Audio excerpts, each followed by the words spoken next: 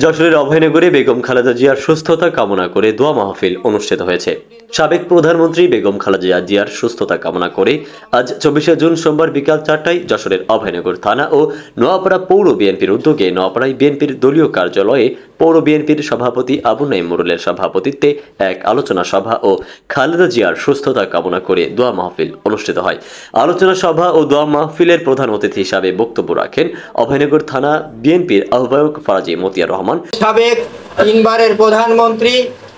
আমাদের প্রিয় দেশনেত্রী, আমাদের রাজনৈতিক মাতা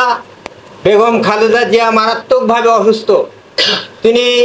যে কোনো সময় হয়তো আমাদের কানে একটি দুর্ঘটনার খবর আসতে পারে। এইরকম একটা মুহূর্তে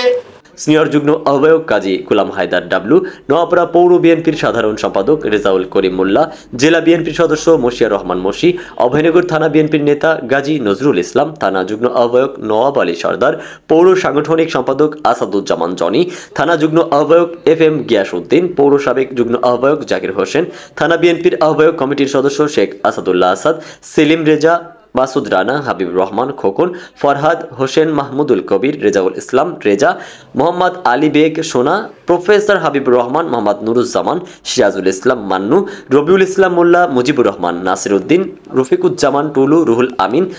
আবেদ আলী, মুস্তাফিজুর রহমান, আকবর আলী খান, ইয়ার আলী, কামাল ফরাজি, কাজী মুশিয়ার রহমান, সাইফুল ইসলাম, আবুল কালাম, মারুফ মোল্লা, রিপন হোসেন, সাজ্জাদ হোসেন, যুবদল নেতা কামাল হোসেন, আকরাম আক্তার, ক্রাইশি পাপ্পু, অভয়নগর উপজেলা স্বেচ্ছাসেবক দলের আহ্বায়ক ও নোয়াপাড়া কলেজ ছাত্র সংসদের সাবেক GS মোল্লা হাবিবুর রহমান হাবিব, পৌর আহ্বায়ক আলম মোল্লা, ছাত্রদল নেতা মাসুদ রানা, তহিন, নাইমুদ্দিন বিজয়, নয়ন হোসেন, তকিবুর রহমান সহ অভয়নগর থানা ও পৌর বিএনপি সহ সকল অঙ্গ সংগঠনের নেতৃবৃন্দ উপস্থিত ছিলেন। আলোচনা সভা শেষে বেগম খালেদা জিয়ার সুস্থতা কামনা করে দোয়া মাহফিল পরিচালনা করেন নোয়াপাড়া পৌর বিএনপি নেতা মুস্তাফা কামাল ও ছাত্রদল নেতা মোহাম্মদ রাফসার হোসেন।